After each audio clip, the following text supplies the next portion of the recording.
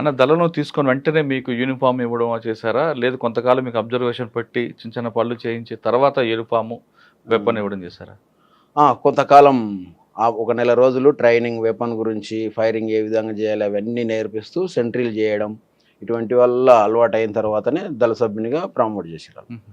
అక్కడి నుంచి నేను అంటే ఇందులో భాగంగా ఈ నెల రోజుల్లో భాగంగా వెపన్ ఒకటే కాకుండా రాజకీయ తరగతులు అటువంటివి నేర్పారా? అప్పుడు అక్కడ లేదు అది. వాళ్ళు ఏదో ఆల్మోస్ట్ ఆ దళం అంతా వాళ్ళ ప్రోగ్రామ్ ప్రకారంగా తిరుగుతా ఉంటుంటారు. ఏ దళం అప్పుడు అన్నది? రాచకొండ దళం. హుహు. ఆ ప్రోగ్రామ్స్ అంతా అయిపోయిన తర్వాత ఒక 5 మంత్స్ అట్లా అయింది. 5, 6 మంత్స్ తర్వాత మళ్ళీ అక్కడి నుంచి నన్ను నల్లమల్ల అడవికి తీసుకుపోయారు. అంటే ఈ దళాలన్నీ అక్కడ ఏర్పాటై కలిసినాయన్నమాట. అచ్చా. నల్గొండ నుంచి ఒక 2, 3 దళాలొచ్చినాయి. తర్వాత ఈ మహబూబ్‌నగర్ దళాలన్నీ కలిపి అప్పుడు క్లాసులు అక్కడ స్టార్ట్ అయినాయి. రాచకొండ దళంలో మీరు 5 నెలలు పనిచేశారు. హ్మ్. ఆ క్రమంలో రాచకొండ దళంలో ఎక్కువగా కరువు దాడులు జరిగేవి. హ్మ్. అప్పుడు నేనేం లేను. లేరా? కరువు దాడిలో. ఏ దాడిలో కూడా లేరు. అక్కడ అంటే నల్గొండలో ప్రజల్లో అవగాహన తేవడం వరకే మీరు. అప్పుడు. తర్వాత అక్కడి నుంచి అక్కడ పోయిన తర్వాత అప్పుడు నన్ను మహబూబ్‌నగర్ కల్వకుర్తి దళానికి అటాచ్ చేసిర్రు. అక్కడ క్లాసెస్ అంతా అయిపోయిన తర్వాత నన్ను ఎన్ని రోజులైన క్లాస్ అక్కడ? 1 మంత్ అట్లా జరిగింది ఎక్కడ? క్లాసెస్. కల్వకుర్తిలోనా? నల్లమలలో. ఎక్కడ? నల్లమల. నల్లమల్ల ఎక్కడ కరెక్ట్గా? Nallamala forest, big forest. ఇంకా అది ఉన్నాయి. ఇర్రపెంట, ఆహా. అట్లా పెంటల పైన ఎర్రవెంట అట్లాంటి పెంటలు ఉంటాయి పైన. ఆ పెంటలకు దగ్గరలో వాటర్ సోర్స్ ఉన్న ఏరియాలలో మొత్తం క్లాసెస్ వేస్తుంటారు. అట్లా చాలా పెద్ద పెద్ద క్యాంపులు జరుగుతాయి. చాలా సార్లు జరిగినాయి క్యాంపులు. అక్కడ నుండి మీకు కల్వకుర్తి దళానికి కల్వకుర్తి దళంలో ఉన్నా. కల్వకుర్తి దళంలో మ్యాక్సిమం దాదాపు ఒక 1 ఇయర్ పైనే కల్వకుర్తి దళంలో పనిచేసిన తర్వాత నాగన్న అని ఉండే ఆయన, ఇంటికి వెళ్ళిపోయిండు ఆయన. అప్పుడు DCS జిల్లా కమిటీ మెంబర్గా ఉండే. మ్మ్. ఆయన ఏంటంటే తమ్ముడు చాలా యాక్టివ్గా ఉన్నాడు, యాక్టివ్గా తిరుగుతున్నాడు, అన్ని పనులు చేస్తున్నాడు. ఇట్లాంటప్పుడు మనం ఈ తమ్ముడిని కొంచెం కొరియర్గా వాడుకోవడం అవసరం వచ్చింది అని చెప్పేసి అని DCSకు నన్ను కొరియర్గా పెట్టడం జరిగింది. కల్వకుర్తి దళంలో మీకు అప్పుడు ఎవరు కమాండర్? కల్వకుర్తి దళంలో అశోక్ అన్న. మ్మ్. అశోక్ ఆయన సొంత ఊరు వచ్చేసి కొల్లాపూర్ దగ్గర అమ్మాయిపల్లి. అచ్చా. సొంతం అశోక్ పేరు అలియాస్? సొంతం పేరు నరసింహ. ఆహా. ఆయన అలియాస్ పేరే అశోక్. అచ్చా. సంవత్సరం ఆయన పాటు కల్వకుర్తి దళంలో కల్వకుర్తి దళంలో కొరియర్గా ఉన్నారు. కొరియర్ కొరియర్ కాదు, దళంలో పనిచేసిన. దళంలో పనిచేస్తారు. దళంలో పనిచేసిన తర్వాత ఆ నుంచి కొరియర్కి తీసుకున్నా. అచ్చా. ఈ సంవత్సరం పాటు దళంలో పనిచేస్తున్నప్పుడు మీకు బాగా గుర్తుండిపోయిన సంఘటన చెప్పండి. ప్రజలకి దగ్గరకు వెళ్ళి వాళ్ళ సమస్యలు పరిష్కరించిన దాంట్లో ఏం చేశారని? మేము కూలి పోరాటాలు అంటే ఈ మహిళలు వీళ్ళల్లో ఉన్నారు కదా, కూలి పోరాటాలు ఏంటంటే అప్పుడు 10 రూపాయలు కూలి ఇస్తుండేనమాట. చాలా ఇబ్బంది వాళ్ళకు. అసలు ఇల్లు గడవాలంటే కూడా ఇబ్బందులు ఉంటుండే.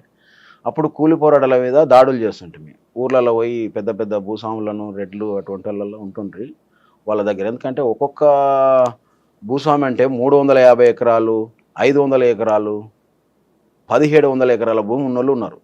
కుందారం భూములు అని చెప్పేసి అని అజిలాపురం నరసింహారెడ్డి, ఆయన పేరు ఏదో నరసింహారెడ్డి అనుకుంటా, ఆయనకు వచ్చేసి 1700 ఎకరాల భూమి ఉంది.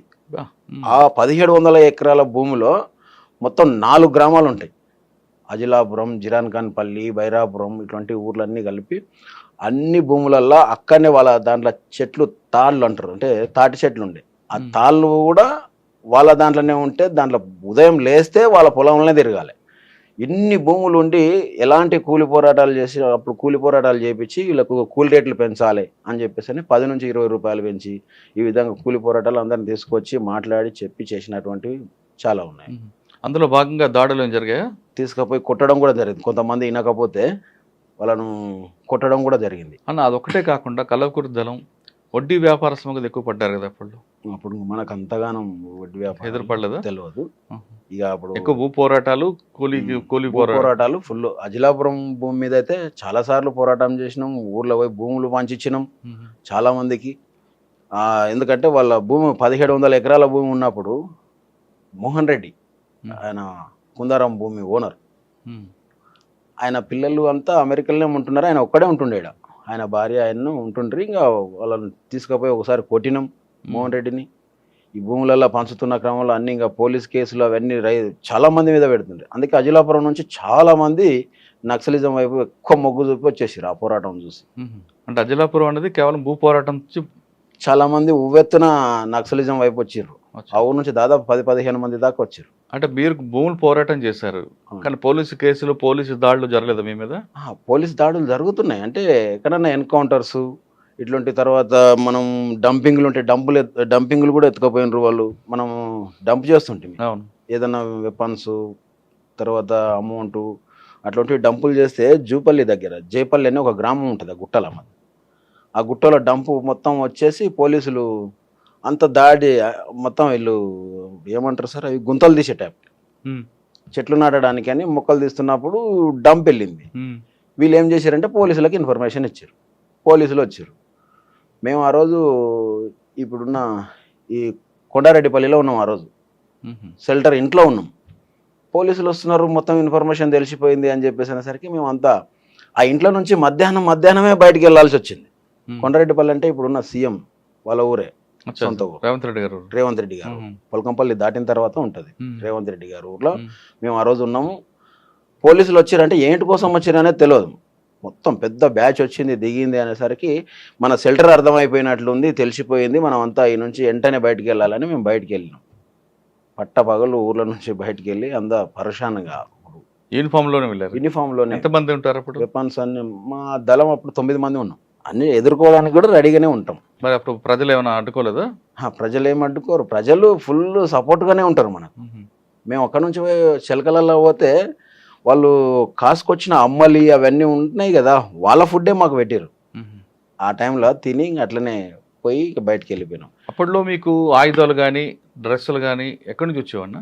డ్రెస్సులు అంటేనేమో షాప్లో వాళ్ళు ఇస్తుండ్రి, మరి అది దళకమండరికి తెలిసి ఉంటుంది వాళ్ళు ఏ విధంగా తీస్తారు అనేది. బట్టల షాపుల నుంచి తెచ్చి కుట్టిస్తుంటే అంతా మనకు తెలిసిన పార్టీ వాళ్ళే కుట్టిస్తుంటారు. వెపన్స్ ఎంతసేపు ఉన్న పోలీస్ స్టేషన్ల మీద దాడులు చేసి తీసుకురావాల్సిందే. మనం ఎక్కడ కొనడం అనేది ఏమి ఉండదు.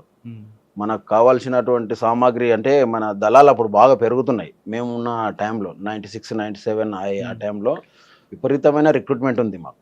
అప్పుడు దాడులకు ఎక్కువ ప్రాధాన్యత ఇచ్చేది. అంటే 3 జిల్లాలు మహబూబ్ నగర్, ఉమ్మడి మహబూబ్నగర్, నల్గొండ, మెదక్, ఈ 3 జిల్లాలు దక్షిణ తెలంగాణ. ఈ దాడులు ఏ విధంగా చేయాలంటే 3 దగ్గరలో చేయాలి ఒక సంవత్సరంలో. అట్లా మా దగ్గర వచ్చేసి పెద్ద కొత్తపల్లి పోలీస్ స్టేషన్ పేల్ చేయడం జరిగింది. అది మీరున్న సంవత్సరంలోనే? మేము ఉన్న సంవత్సరంలో. అంటే నేను అప్పుడు కల్వకుర్తి నుంచి ఇతలికి వచ్చేసిన, నేను అప్పర్ ప్లాట్కి వచ్చిన. అప్పర్ ప్లాట్కి వచ్చిన తర్వాత నన్ను యాక్టివ్గా ఉన్నాడు, దాడులలో ఏదానికైనా బలంగా ఉంటున్నాడు అని చెప్పేసి అని ఇక నన్ను స్పెషల్ గేర్ల స్క్వాడ్లకు తీసుకున్నారు, SGS అనే దళం. అప్పుడు కొత్తగా ఏర్పాటు చేశారు. అదేంటంటే దాదాపు ఒక 15 మందితోటి ఏర్పాటు చేశారు. మీరు ఇంకెవరు ఉన్నారు అందులో? ఇప్పుడు చనిపోయిన సాంబశివుడు ఉన్నాడు, ఐలన్న, ఆయన మా దళానికి కమాండర్ SGS. ఇక దాంట్లో ఇప్పుడు నేను చెప్పిన చంద్రన్న, కేతపల్లి చంద్రన్న అని, జనార్దన్ ఆయన పేరు. ఆ జనార్దన్ పేరే ఈయనకు జనార్దన్ అని ఇప్పుడు వచ్చిన ఈయనకు పెట్టిరారు. అంటే మారుస్తూ ఉంటాం. మన వాళ్ళు ఒక ఆయన చనిపోయిన తర్వాత ఆ పేరు డెవలప్మెంట్ కావాలి కాబట్టి పేరును చేంజ్ చేస్తాం. ఇప్పుడు సాంబశివుడు చనిపోయిన తర్వాత ఐలన్నకు ఆ పేరు పెట్టినాం, ఎందుకంటే ఆయన జిల్లా కమిటీ మెంబర్గా సెలెక్ట్ అయి ఉన్నాడు కాబట్టి ఆయనకు ఆ పేరు పెట్టినాం అనమాట. ఎందుకంటే ఈయన కూడా అప్పుడు DCS లెవెల్ చేసిండు సాంబశివుడు, ప్రభాకర్ అని. మాకు మొత్తానికి ప్రభాకర్ ఫస్ట్ నుంచి మమ్మల్ని విద్యార్థి దశ నుంచి తీసుకుపోవడానికి కారణం ఆయన్నే, ప్రభాకర్. ఆయన్నే అంటుండే, తమ్ముడు నువ్వు విద్యార్థి దశలోనే నువ్వు చిన్న పిల్లగాడు, అట్లాంటిది నాతోటి భుజంతో భుజం కలిపి నాతోటి యుద్ధానికి వచ్చినావు, నువ్వు చాలా గ్రేట్ తమ్ముడు అని చెప్పేసి అని మంచిగా ప్రోత్సహిస్తుండే కలిసినప్పుడల్లా. అంటే దళాలు అప్పుడప్పుడు కలుస్తుంటాయి, నల్లమలలోనే ఎక్కువ మేము మీటింగ్స్ ఏర్పాటు చేసేది. కల్వకుర్తి దళం ఉన్నప్పుడే పెద్ద కొత్తపల్లి దాడా? తర్వాత నేను SGSలోకి వచ్చిన తర్వాత దాడి. ఈ సంవత్సరంలో మీకు గుర్తుండిపోయిన సంఘటనలు చెప్పారు, ఐజరాపల్లి, తర్వాత నర్సం, కొండారెడ్డి, ఇవన్నీ కూడా. అవును, కొండారెడ్డి. అది కాకుండా మీ మీద అటాకులు జరిగాయని తప్పించుకున్నారు ఎక్కడైనా ఈ సంవత్సరంలో?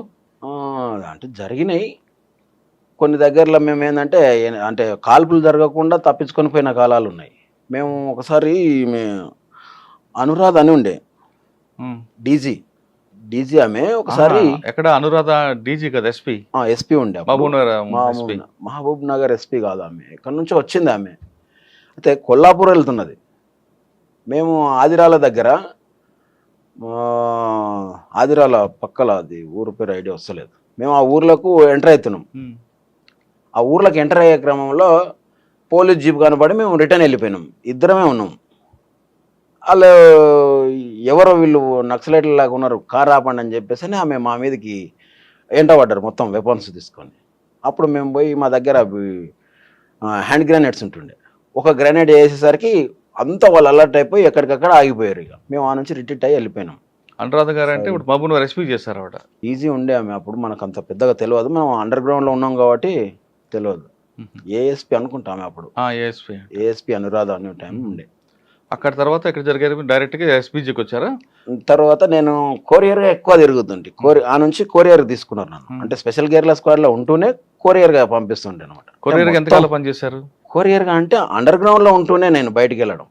ఎంతకాలం చేశారు కొరియర్గా? ఇంకా అక్కడ నుంచి నేను ఇంకా కొరియర్గా ప్రతి దానికి నేనే బయటికి వెళ్ళడం. ఒక సంవత్సరం పనిచేశారా? చేసింటాం. అంటే మీరు సంవత్సరం పాటు కొరియర్గా పనిచేశారు. మావోయిస్ట్ పార్టీలో అంటే ఇప్పుడు మావోయిస్ట్, అప్పుడు నక్సల్స్ పార్టీలు ధనంలో పీపుల్స్ వార్, సిపిఐఎంఎల్ పీపుల్స్ వార్లో కొరియర్ వ్యవస్థ అంటే ఎలా ఉంటుంది? అంటే ఒకరికి ఉత్తరాల ద్వారా అప్పుడంటే ఫోన్లు ఉండేవి కావు. అవును. కొరియర్ అంటే ఒక చీటీలు లేదా బుక్స్ దాంట్లో రాసి పంపించేవారు. ఆ వ్యవస్థ ఎలా పనిచేస్తుంది అన్న? ఒక వ్యక్తికి ఒక దళంని ఇంకో దళానికి సమాచారం ఇవ్వాలంటే ఏ విధంగా కొరియర్ వెళ్తుంది, ఎన్ని రోజులు పడుతుంటది? ఇప్పుడు ఒకవేళ స్టేట్ కమిటీ నుంచి సెంట్రల్ కమిటీ మెసేజ్ పోవాలంటే, లేదా సెంట్రల్ కమిటీ మెసేజ్ స్టేట్ కమిటీకి రావాలి, స్టేట్ కమిటీ నుంచి డీసీకి రావాలంటే ఈ వ్యవస్థ ఎలా నడుస్తుంది, ఎన్ని రోజులు పట్టేది? అయితే అండర్ గ్రౌండ్ ఉంటూనే మాది నడుస్తున్నటువంటిది కొరియర్ వ్యవస్థ ఏంటంటే, మా డీసీఎస్ జిల్లా కమిటీ సెక్రటరీ ఎవరైతే ఉంటారో ఆయనతోటే నేను పని చేయాలి. అంటే ఆయన పంపించిన దాన్ని నేను తీసుకుపోయి ఇవ్వాలి. ఎట్లా, ఇప్పుడు నల్గొండ డీసీఎస్ ఉంటాడు, నల్గొండ వాళ్ళు మన దగ్గరికి పంపిస్తారు, వాళ్ళకు కూడా సేమ్ డీసీఎస్కి ఎట్లయితే ఒకరు ఉంటారో ఇక్కడ మేము ఉంటాం కదా, ఆ కొరియరు ఆయన వస్తుంటాడు, మెదక్ నుంచి ఉండేట ఆయన మెదక్ నుంచి వస్తుంటాడు. ఇట్లా ఏ డిస్టిక్ వాళ్ళు ఆ డిస్టిక్ నుంచి వచ్చి మేము ఏర్పాట్లు అయింది. ఇప్పుడు మా మహబూబ్నగర్ డిస్టిక్లో జడ్చర్ల అనే టౌన్ ఉంది. నేను జడ్చర్ల టౌన్కు వాళ్ళు ఆ పార్టీ ఇచ్చినటువంటి లేఖను తీసుకొని వచ్చి చిటి ఆడ వచ్చి ఆగుతాం. ఇప్పుడు మా జడ్చర్లలో రైల్వే స్టేషన్లో ఎక్కువ పెట్టుకుంటుంటాం. రైల్వే స్టేషన్కు ఎక్కువ మంది పెద్ద అబ్జర్వేషన్ ఉండదని చెప్పేసి అని మేము అక్కడ సైలెంట్గా ఉంటుంది వాతావరణం. అక్కడ కలవాలంటే ఇప్పుడు ఇండియా టుడే బుక్స్ ఉంటుండే, అప్పుడు ఇండియా టుడే బుక్ లేకపోతే సోప్స్, ఈటా సోపు, అది ఏదైతే అనుకుంటామో ఆ విధంగానే ఆడికి వచ్చి ఒకరికొకరం కలిసేవాళ్ళం.